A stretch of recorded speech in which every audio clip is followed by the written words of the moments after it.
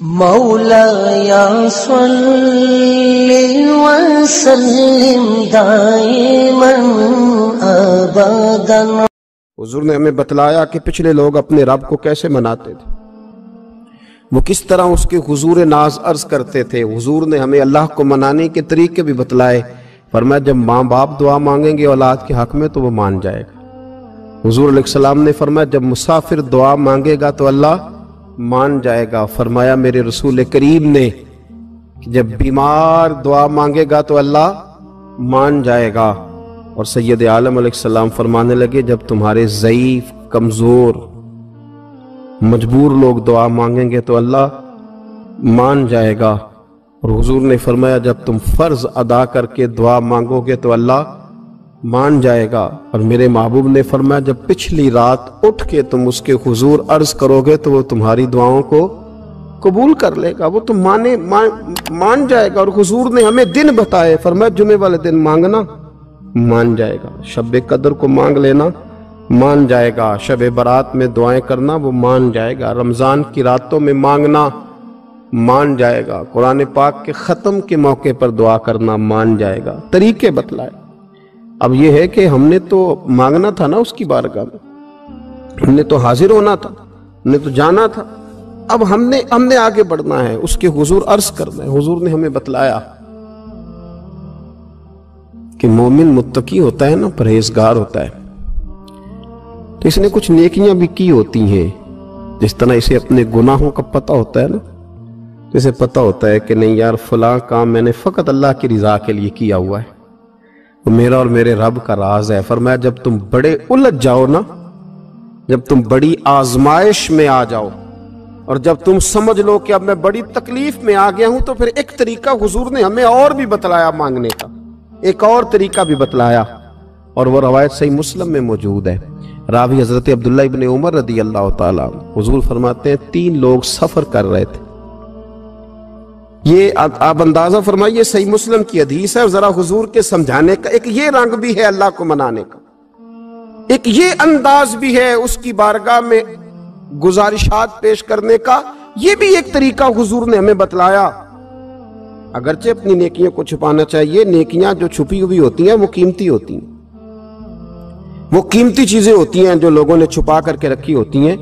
حضرت عبداللہ ابن عمر فرمانے لگے کہ نبی پاک صلی اللہ علیہ وسلم فرماتے ہیں 3 لوگ سفر کر رہے تھے، رستے میں طوفان آ گیا، تیز بارش شروع ہو گئی، تو حضور فرماتے ہیں وہ تینوں بارش سے بچنے کے لیے ایک غار میں چھپ گئے۔ ان کو پتہ ہے پرانے زمانے کے اندر غاریں ہوتی تھیں، اور لوگ جب سفر کرتے تھے لمبے تو پتھروں اور پہاڑوں کے بیچ میں سے سفر کرتے تھے۔ وہ غار کے اندر چلے گئے۔ اب چونکہ طوفان بہت زیادہ تھا، جب وہ غار کے اندر چلے گئے تو اللہ کے پیارے حبیب صلی اللہ علیہ وسلم فرماتے ہیں پتھر اوپر سے لڑکتا ہوا آیا اور غار کے منہ کے آگے آ کے اس نے غار کو بند کر دیا۔ اب اتنا تیز اور اس مضبوطی کے ساتھ وہ پتھر لگا اور اتنا صحیح فٹ ہوا کہ اندر روشنی آنی بھی ختم ہو گئی۔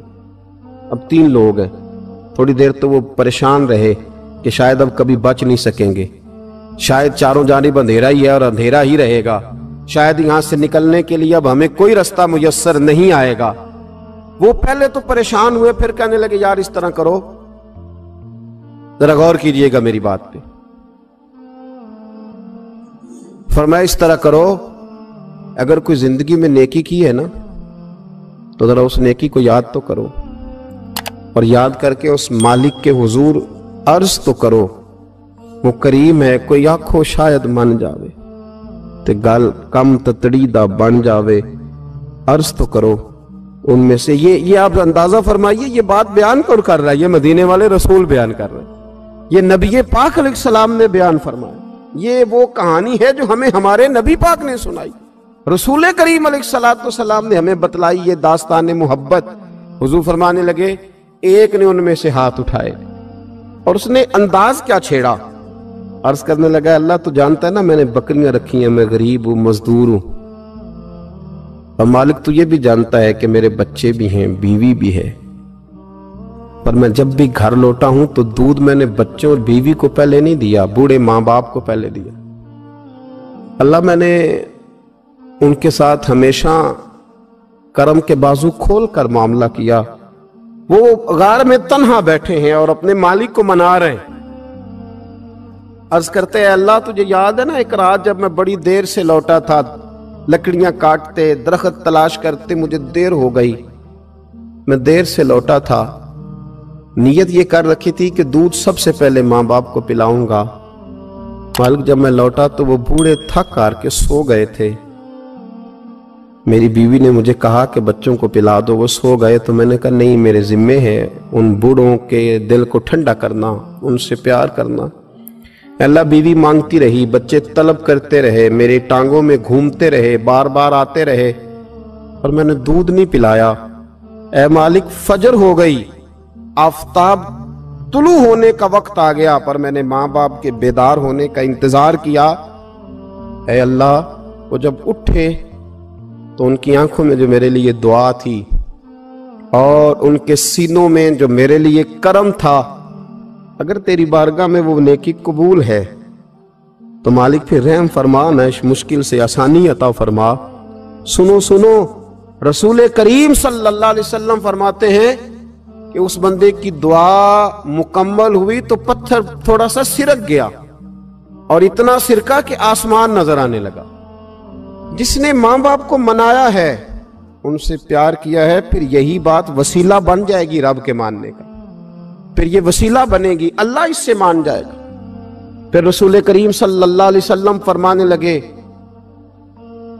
دوسرا بولا اور عرض کرنے لگا کہ اے اللہ تو جانتا ہے مجھے اپنے چچا کی بیٹی بھانے لگی تھی, میں اس کی طرف رغبت کرنے لگا تھا, اور میں نے جب اس سے جا کے ارادہ کیا کہ میں تیرا طالب ہوں, تو اس نے مجھے کہا کہ پہلے 100 دینار لاؤ. بانا تو اللہ میں نے مشقت کر کے 100 دینار جمع کیے, اور جب میں پوری طرح اس پر حاوی ہو گیا, وہ میرے قبضے میں آ گئی اور گناہ کا میں نے ارادہ کر لیا, تو اس عورت کے منہ سے ایک جملہ نکلا کہ اللہ سے ڈر. اے مالک, وہ میرے قبضے میں تھی, اے اللہ میں گناہ پر قادر تھا, میں چاہتا تو گناہ کر لیتا, لیکن جب اس نے تیرا نام لے کے کہا نا کہ اللہ سے ڈر, اللہ میں ڈر گیا, میں اسے چھوڑ کے آ گیا. اگر تجھے یہ بات پسند ہے تو پھر نکال دینا اس مشکل سے, پھر کر دینا کرم. اللہ میری بھی تو چڑھتی جوانی تھی نا, میں بھی تو سب کچھ کر سکتا تھا, پر تیرے لیے, تیری خاطر میں لذت گناہ سے باز رہا, تو اللہ تو رحمت فرما دے. حضور فرماتے ہیں اس کی دعا مکمل ہوئی تھی کہ پتھر تھوڑا اور سرک گیا. پھر تیسرا بولا, اور اس نے بول کے کہا اے اللہ, ایک مزدور کو, ایک دیہڑی دار کو, ایک غریب کو میں نے کام پہ رکھا ہوا تھا, یہ تیرا اور میرا راز ہے اللہ. وہ مزدور, وہ دیہڑی دار میرے پاس کام پہ لگا تھا, کچھ چاول میں نے اس کی اجرت مقرر کر دی کہ تو کام مکمل کرے گا تو میں تجھے دوں گا.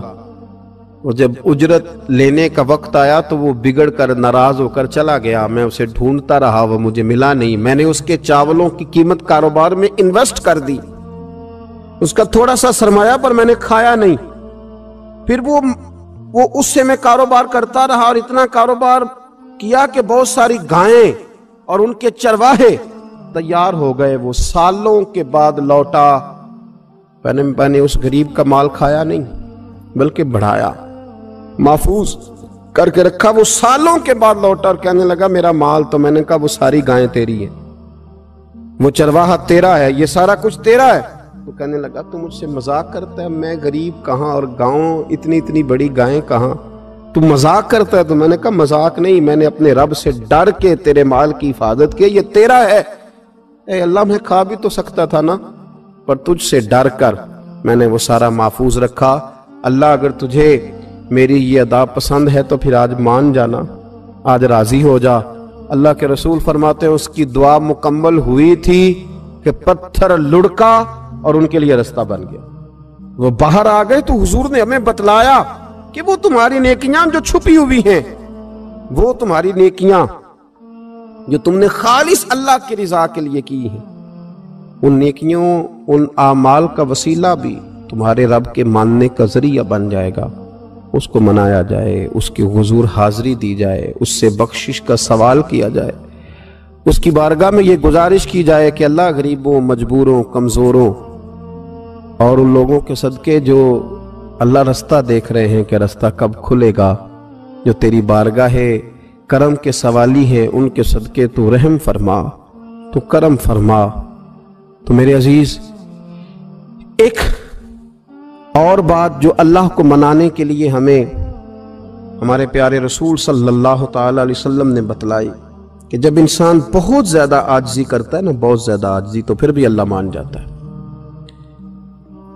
جب وہ اس کے حضور بہت عجز کا اظہار کرتا ہے، بہت زیادہ عجز کا اظہار کرتا ہے، وہ ڈر جاتا ہے اس سے۔ وَلِمَنْ خَافَ مَقَامَ رَبِّهِ جَنَّتَانِ، اور میں جو میرے سامنے کھڑے ہونے سے ڈرے گا میں اسے 2 جنتیں عطا کروں۔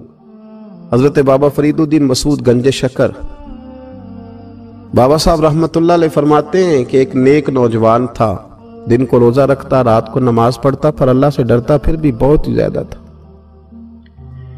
بڑا ہی ڈرتا تھا۔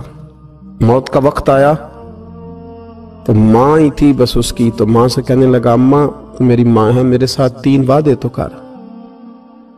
اس نے کہا، پتر تو بتا، آخری ہجکی لے رہا ہے اور اس غریبنی ماں سے تو وعدہ لے رہا ہے، بتا کیا وعدہ ہے؟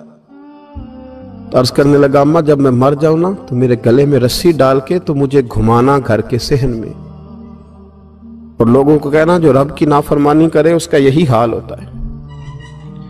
یہ اعلان کرنا جو اللہ کے نافرمان ہوں ان کا یہی اشر کیا جانا چاہیے۔ اور اماں پھر دوسرا وعدہ کر، میرا رات کو جنازہ اٹھایا جائے، میں نہیں چاہتا کہ کسی کے منہ سے یہ لفظ نکل جائیں کہ وہ دیکھو اللہ کا نافرمان جا رہا ہے، رات کو میرا جنازہ اٹھانا۔ اور اماں تیسرا میرے ساتھ وعدہ کر کہ لوگ مجھے دفن کر کے آ جائیں گے تو میری قبر پہ چلی جائے گی، عمل میرے پاس کوئی نہیں، پر مجھے لگتا ہے ماں کے قدموں کی برکت سے عرش کا مالک بھی رحم فرمائے گا۔ اماں تو وعدہ کر، میرے ساتھ وعدہ کر۔ بابا صاحب رحمت اللہ علیہ فرمانے لگے کہ بوڑھی ماں نے وعدہ کر لیا۔ کہا بیٹے ٹھیک ہے، اگر تیری یہی ضد ہے تو میں تیار ہوں۔ پھر اس نے کلمہ شہادت پڑھا، اس نوجوان کی روح پرواز کر گئی۔ بوڑھی ماں نے رسی منگائی تو وَلِمَنْ خَافَ مَقَامَ رَبِّهِ جَنَّتَانِ، جو ڈر جائے، اس نے تو کہا تھا نا کہ رسی ڈال کے گھمانا اور کہنا یہ اللہ کا نافرمان ہے، اس کا یہی اشر ہونا چاہیے تھا۔ لیکن جب ماں گلے میں رسی ڈالنے لگی تو گھر کے ہر کونے سے آواز آنے لگی، خبردار یہ رب کا دوست ہے، اللہ کے دوستوں کے ساتھ اس طرح کا معاملہ نہ کیا جائے، اسے چھوڑ دیا جائے۔ اور کہا تمہیں کچھ بھی اور کرنے کی ضرورت نہیں ہے، یہ تو رب کا دوست ہے اور رب کی بارگاہ میں حاضر ہو گیا۔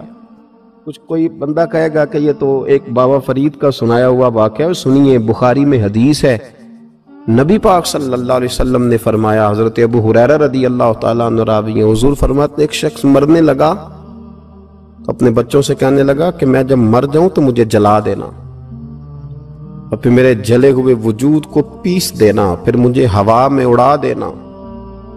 پتر مجھے اڑا دینا، مجھے بڑا ڈر لگتا ہے، اگر رب نے مجھ سے حساب پوچھا تو میں قابل نہیں ہوں، اڑا دینا مجھے ہواؤں میں۔ اگر اس نے مجھ سے عذاب لیا تو حساب لیا تو بڑا سخت حساب لے گا۔ حضور فرماتے ہیں، بخاری میں موجود ہے، اس کے بچوں نے اسی طرح کیا، اس کے مرنے کے بعد اسے جلایا، ہوا میں اڑا دیا۔ اللہ کے محبوب فرماتے ہیں رب کریم نے حکم دیا زمین کو کہ اس کے ذرات کو جمع کرو، زمین نے ذرے جمع کیے، خدا نے حکم دیا تو اس کا وجود پھر سے اسی شکل میں آیا۔ تو رب کریم نے فرمایا یہ جو تو نے وصیت کی تو کیوں کی؟ اللہ جانتا ہے کہ نہیں جانتا؟ یہ کی تو کیوں کی؟ تو رو پڑا، کہنے لگا اللہ میرے اندر تو طاقت نہیں تھی تیرے سامنے کھڑا ہو کے حساب دے سکوں، تجھے منانے کے لیے تیرے خوف سے ڈر گیا، میں ڈر گیا۔ اگرچہ ہمارے بزرگوں نے لکھا ہے کہ آج یہ وصیت کرنا، اس رنگ میں یہ طرز اختیار کرنا درست نہیں، لیکن آپ غور فرمائیے کہ نبی پاک علیہ السلام فرماتے ہیں جب اس نے کہا نا اللہ تجھ سے ڈر کے یہ کیا، تو رب کریم نے فرمایا جا پھر میں نے تیری مغفرت کر دی، کیونکہ اللہ کو پتا تھا یہ دل سے بات کر رہا ہے۔ ایک چوتھی بات میرے رسول پاک علیہ السلام نے فرمایا کہ جب رب نہ مانے تو پھر وہ کمزوروں کے صدقے مان جاتا ہے۔ پھر وہ ضعیفوں کے صدقے مان جاتا ہے۔ فرمایا اللہ تم سے بارشیں روکنا چاہتا ہے، پر تمہارے ضعیفوں، کمزوروں، غریبوں کے صدقے، مجبوروں کے صدقے وہ تم پر بارشیں برساتا ہے۔ حضور فرماتے ہیں رباش غازہ اغبر لو اقسم علی اللہ لا برا۔ کچھ ایسے لوگ ہوتے ہیں کہ ان کے بالوں میں خاک پڑی ہوتی ہے، چہروں پہ مٹی الجھے ہوئے ہوتے ہیں، لیکن اگر وہ اللہ پہ قسم کھا لیں تو اللہ ان کی قسم بھی پوری کر دیتا ہے۔